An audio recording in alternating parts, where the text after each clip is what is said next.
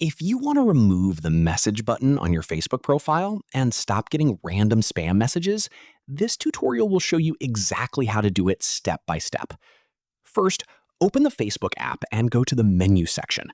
After that, open Settings and Privacy and then tap on Settings. Now, scroll down until you find Audience and Visibility. From there, tap on How People Find and Contact You. Um, this is where Facebook lets you control who can send you message requests. Now, scroll down to the message request section. You'll see different options like people on Facebook, others on Messenger, and possible connections. Open each option one by one and change it to Don't Receive Requests.